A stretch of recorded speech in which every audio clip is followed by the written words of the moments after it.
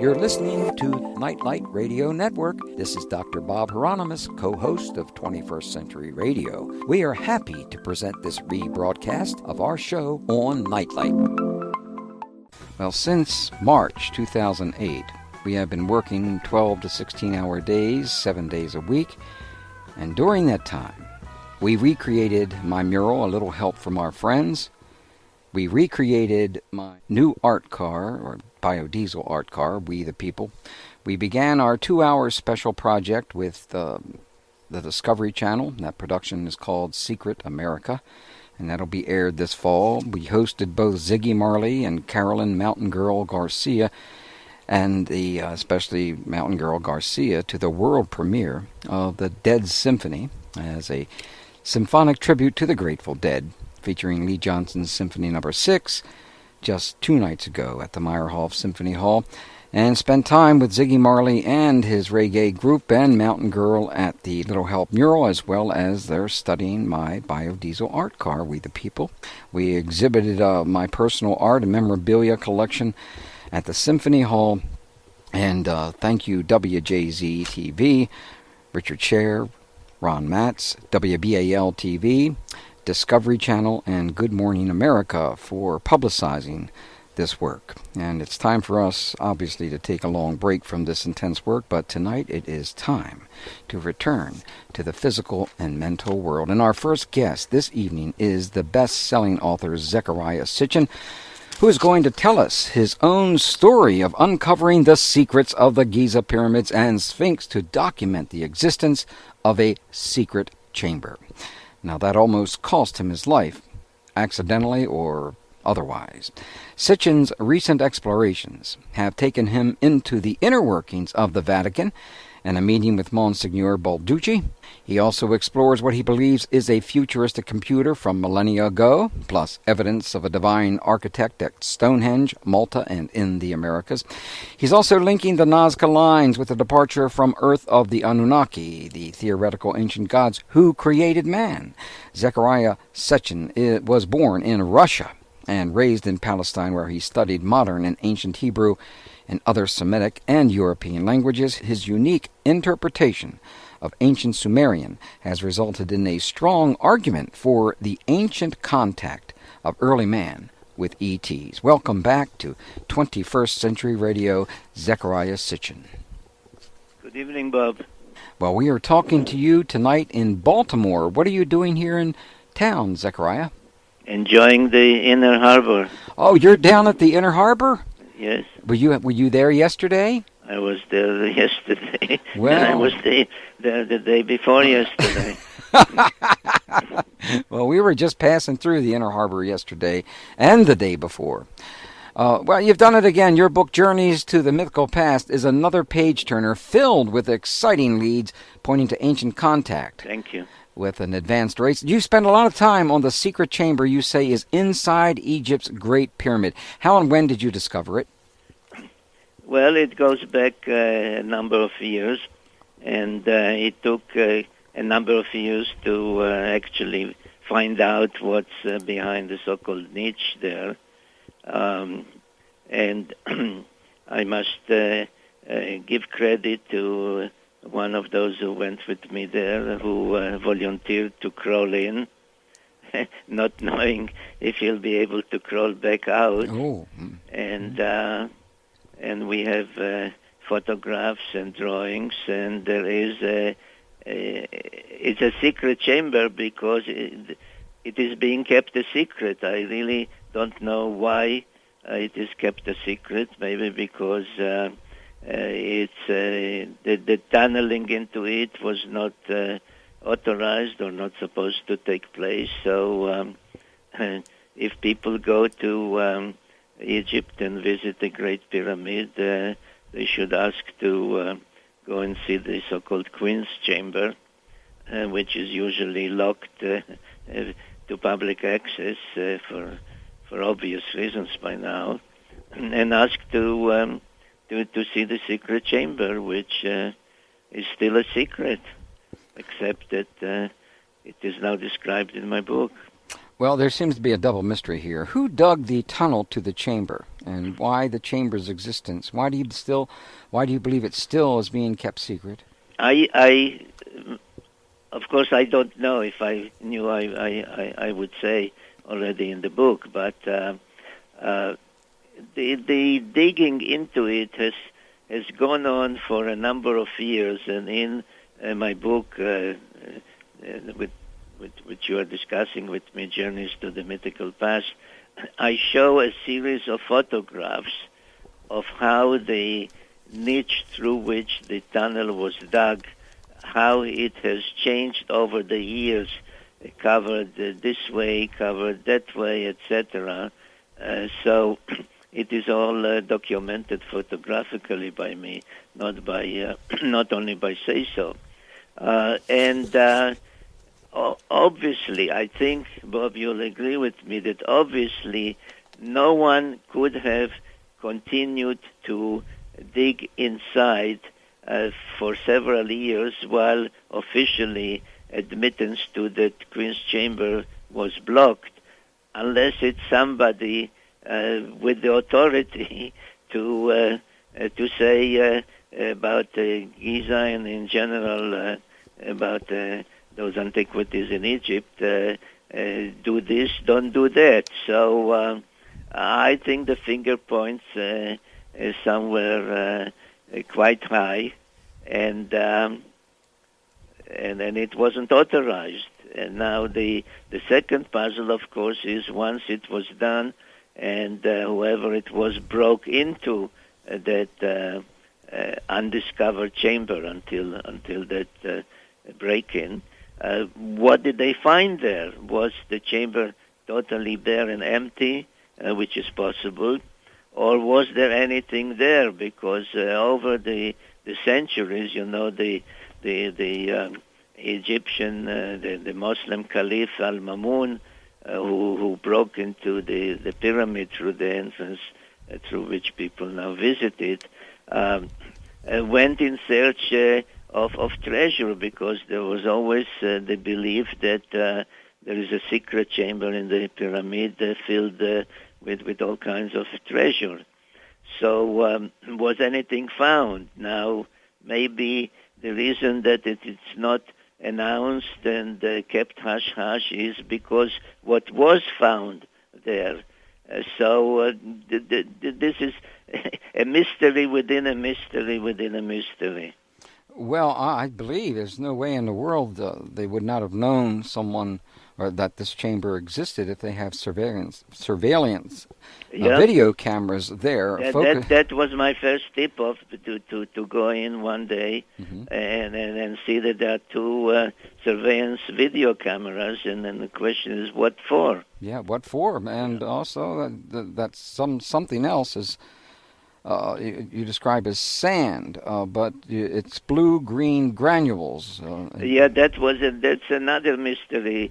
As I describe in the book, I took some of it as a samples. It was tested for me at the University of Cincinnati. No particular radiation level was discovered, but the sand was an unusual kind of sand. I mean, it's not, sand. It was some very, very fine sand, and there were those blue-green granules in it. So I don't know. I really don't know. It's still a mystery, and all I can do, which I did finally in this book, is to report it and let others take it from there. Well, you did make a special trip in 1997, and something happened when you were exploring the inside of the Great Pyramid. You want to tell us about that?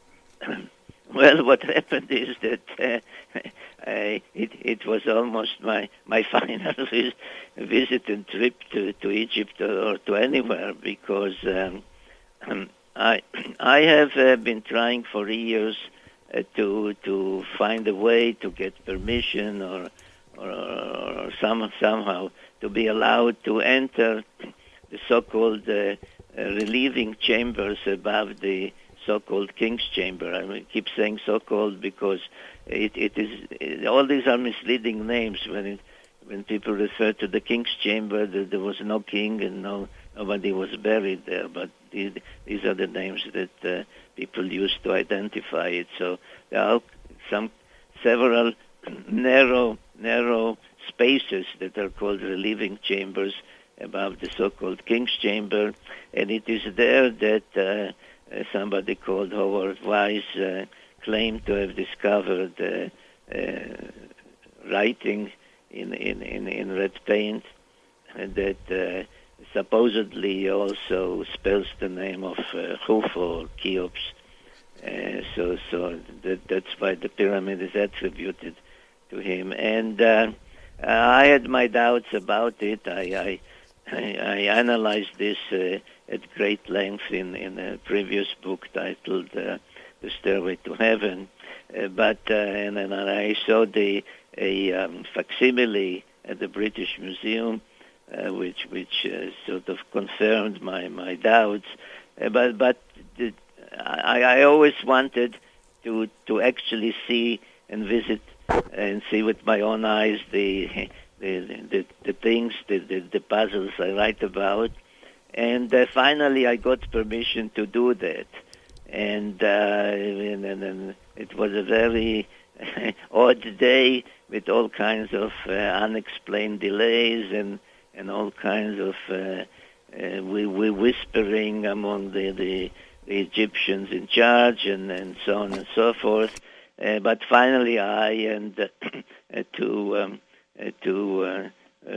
others who traveled with me were allowed to go in, and a ladder was set up, and I was supposed to start climbing. And then somehow, from out of nowhere, a very heavy log of wood fell or dropped on my head and knocked me down, and I was all bleeding. And luckily I survived it because I was rushed. I was given all kinds of anti-tetanus and other injections, which is not a pleasure in so-called Egyptian medical facilities, but obviously I survived it. So and to this day I don't think it was an accident. Well, I've never known of too many pieces of wood inside the Great Pyramid. Yeah, it's built entirely of stone. So, therefore it had to be put there by somebody. And it takes movement to obviously knock down a piece of wood at that particular time. So it doesn't seem to be accidental to me. And I'm not surprised, Zecharia. The reason why I'm saying that is because the importance of the possibility that this is a forgery is something, when we've watched over the past 15 to 20 years as some of the more interesting, what I find, research and theories, especially the age of the Sphinx and the kind of problems that those archaeologists and those people had. And then when you take a look at the work of their first name Stephen Schwartz, when he was in Egypt, and they were laying out what they could determine by other paranormal means, other chambers beneath the Sphinx and elsewhere, especially out in the desert. They would come back and find all of the lines that they had established and tied down. They were moved, so that when they returned the next day, they weren't in the same place at all. And this kind of slowing down of your work and frustration is a pattern. And I don't believe any of this is accidental, because there was much controversy just over a decade ago, and it was never resolved. But unfortunately, I think Egyptology is is pretty much concerned about the importance of some of their theories, and which is that Khufu or Cheops built the Great Pyramid. Now, tell us a little bit more about this forged cartouche when we come back here on 21st Century Radio. Okay. So, and if it wasn't some vainglorious pharaoh, they always love to say that built built the pyramids, then who really did? Our guest is Zecharia Sitchin, Journeys to the Mythical Past, published by Bear & Company, Sitchin, SITCHIN.com.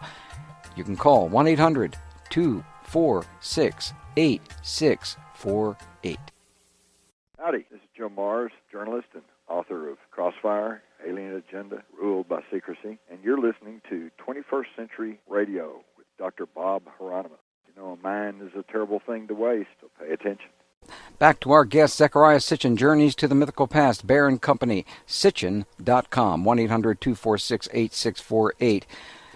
Howard Vise, you believe that the cartouche is forged is it above the king's chamber? Yes. Please tell us about this theory. Well, it's a rather long and complicated story, which one has to illustrate, which I do in my several books on the subject. But basically, the name Khufu in hieroglyphics is very simply written. There is a sign, looks like a snake or a serpent, which is the vowel U, and there is a symbol which is read or pronounced as an F, and then there is a symbol which is a circle with crossed lines that supposedly represent a sieve that is pronounced so it's U, F, U, Khufu, which we call Cheops in English.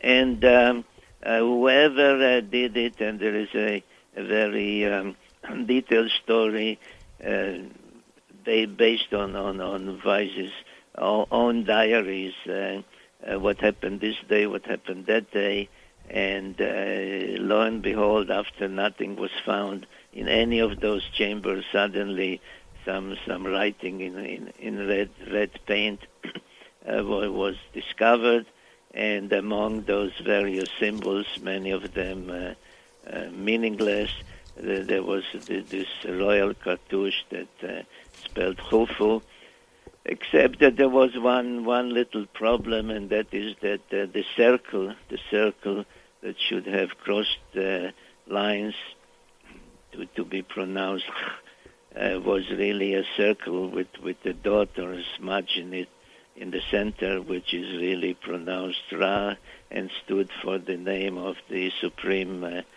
god of Egypt, Ra. So it is quite inconceivable that anyone would have used the name or written the name of the supreme god in vain, attributing the pyramid as if the god himself built it, when supposedly King Khufu built it. So the cartouche does not really spell Khufu, and I show it with illustrations in the book. And now, who actually did it? So I go into great details, especially in the previous book, Stairway to Heaven, and touch on the subject here enough to explain to the reader why this whole business with who built this pyramid is part of the subject of this particular book, Journeys to the Mythical Past, because as you mentioned in your introduction, Bob, it deals also with the Vatican and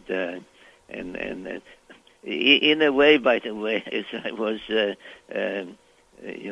thinking about our interview and looking through the book, is that in so many ways this book is really ahead of the news, because I have there a chapter about the Antiquitera mechanism. Well, And, you must and you must maybe, be psychic, because obviously that's where exactly we were headed and right just after this. 3 days ago, it made headlines.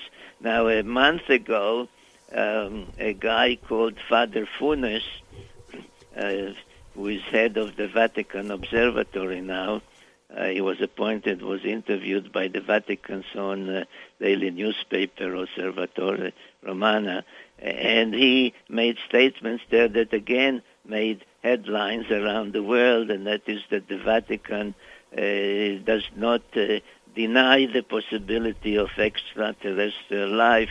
Now, it so happens that I have a chapter on that in which I mention my correspondence with the same Father Funes, but all he did was really repeat briefly something that came to light in my public. There were hundreds of people present when I had a dialogue with Monsignor Balducci, who is in charge of those things, or was in charge of those things in the Vatican, who is on the one hand a fan of mine, read my books, and on the other hand represents the Vatican's position on the subject.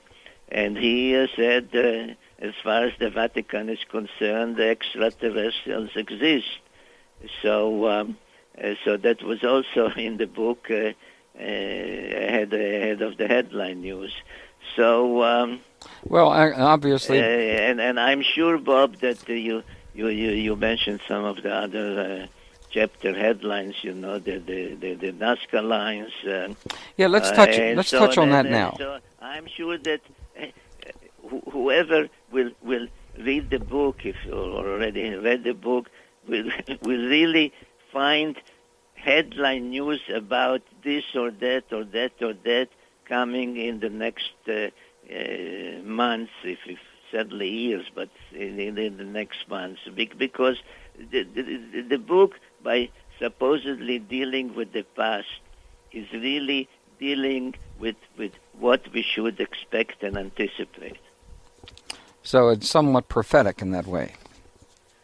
Well, it's prophetic because it's to a great extent, its predecessors too, especially the one that just preceded it, the end of days, really are based on biblical prophecies. And I think you too, I believe that all those prophecies will come true. The question is when, or in what form, or what shape, or with what intensity, but there's no doubt in my mind that what was told then is what we will witness.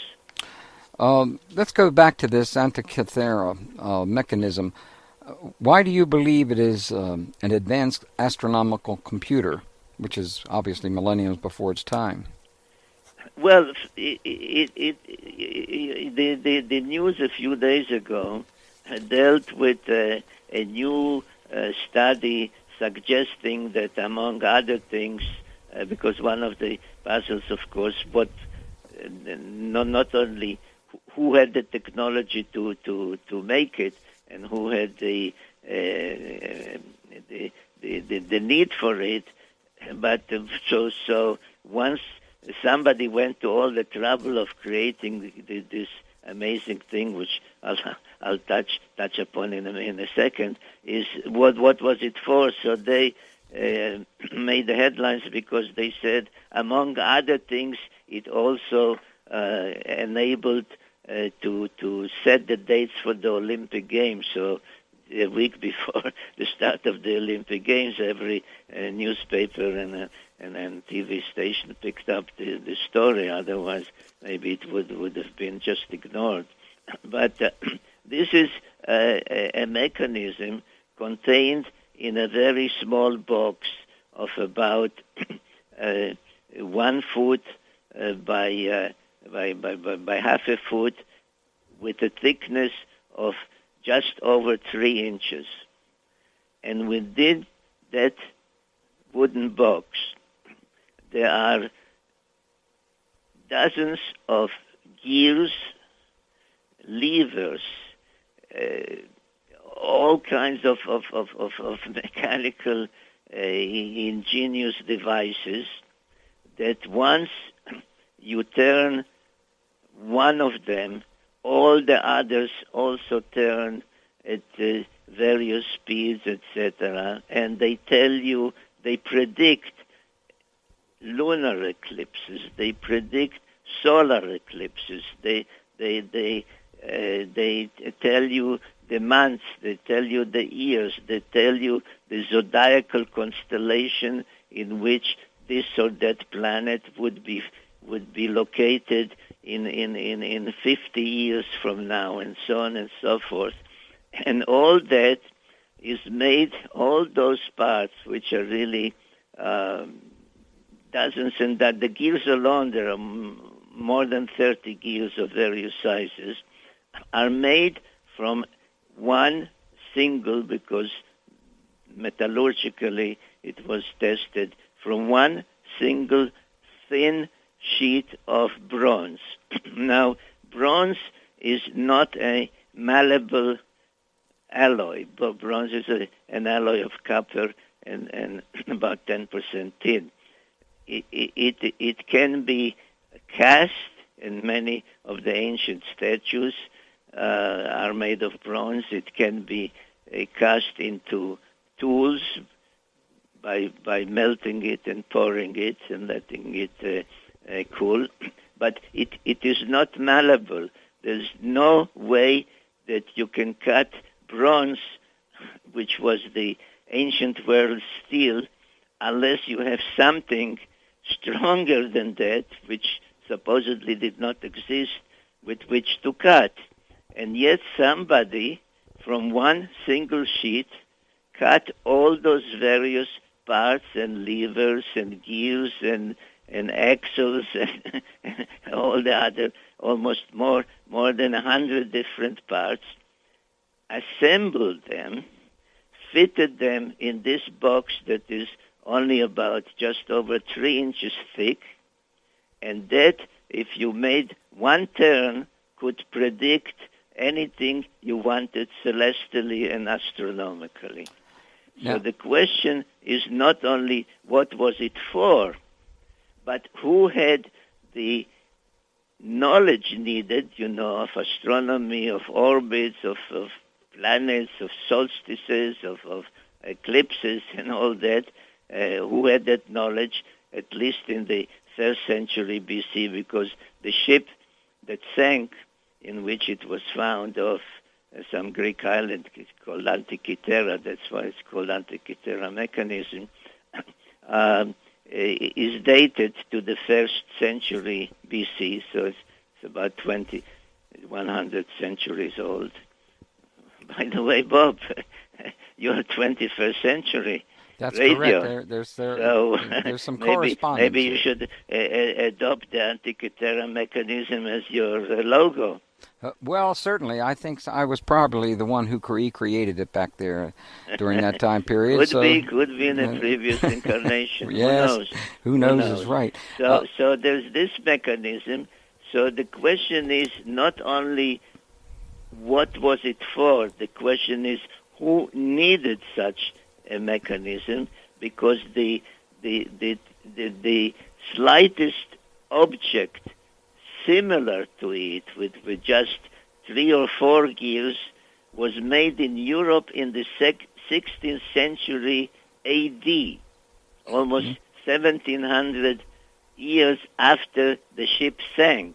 Now, what is the date of the mechanism? I deal with this in my book, and I say that I link it with the Anunnaki and their departure from Earth and so on. So the question is not only, which is the latest news, what was it for, among other things they say to date the Olympics, but who had the technology to put together such a thing which beats Swiss watchmaking talents. And you, of course, and I believe the same technology could have been used by other beings that weren't necessarily from this particular planet, but had visited it from time to time. And we are coming upon a time period in which maybe that may be returning. And when we do, Zecharia, I believe it's not inaccurate to say that the Vatican, having its own astronomical observatory and already believing that ETs do exist, that we have perhaps been visited. That's, by the way, one of the questions. Why does the Vatican need an observatory? Well, indeed, in Arizona. And of course, I'm going to ask you why you think they did need one, and why they believe that ETs aren't certainly not out of the question. We'll return with our guest, Zecharia Sitchin. Of course, we've got to really move also into other areas dealing, I believe, with your last book, The End of Days, Armageddon, and Prophecies of the Return. We're not going to have enough time, but especially in regards to the new things that are coming about cave dwellings on Mars, about water being discovered on the moon. Friends, things are happening really quickly, but a lot of this stuff was already known, in my opinion, decades ago. So we're just being... sometimes it seems like we have been prepared to accept this information over a long period of time, but it would have been nice to know the truth about 30 or so years ago. We'll be back with our guest, Zecharia Sitchin. Journeys to the Mythical Past, Bear and Company, Sitchin.com, 1-800-246-8648.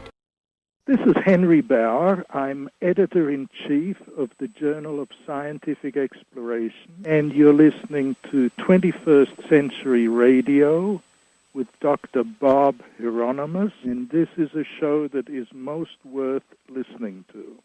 Our guest is Zecharia Sitchin, Journeys to the Mythical Past, Bear and Company, Sitchin, SITCHIN.com, 1-800-246-8648.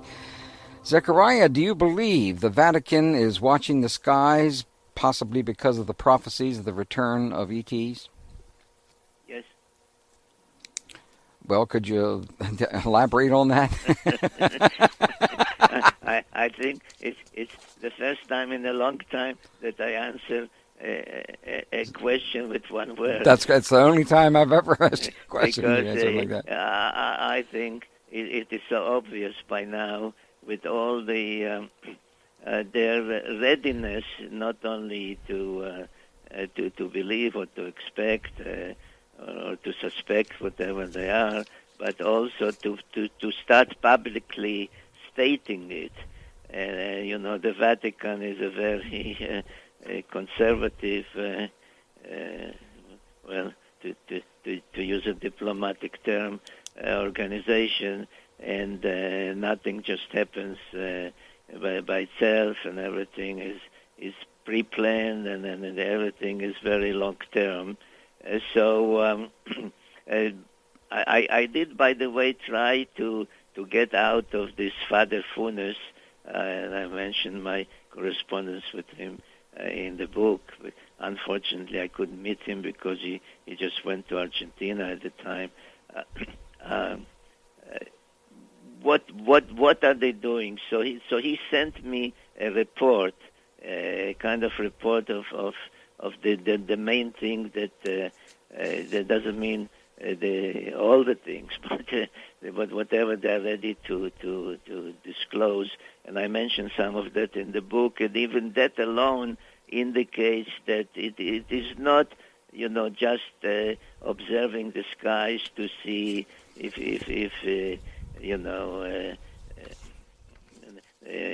this or that planet really is still in the skies. It has to do with very fundamental issues for the church, and that is a basic tenet, as I understand, of Christianity, and that is the second coming. That whether Jesus was and whatever happened to him at the right time, he will return. Well, and this is what they are dealing with. They're dealing with the expectations of the return. Now, in regards to that, the End of Days, Armageddon and Prophecies of the Return. Yes.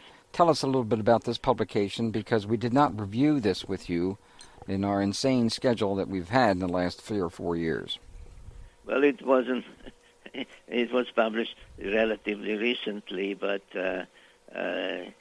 we could still discuss it in another interview. But basically, what it does is it starts with a very interesting phenomenon, and that is that if one looks at the 21st century BC, and I apologize for maybe plagiarizing the name of your program. Well, that's all right, because we own it. Okay.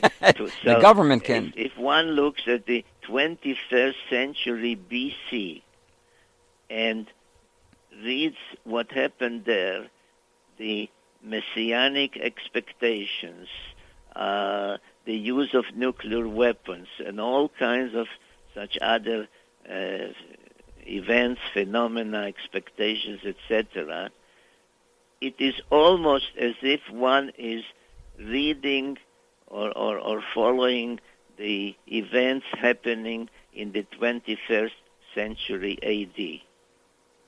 And this, as I show in the book, is no accident, because the clock that the Anunnaki have devised to match their year, which is one orbit of their planet Nibiru, with our clock, which is rather a quick one, running around the sun in what we call 1 year, one orbit, 1 year, as a means of combining, if you want, the divine with the earthly, is something that I called celestial time, which is the zodiacal time.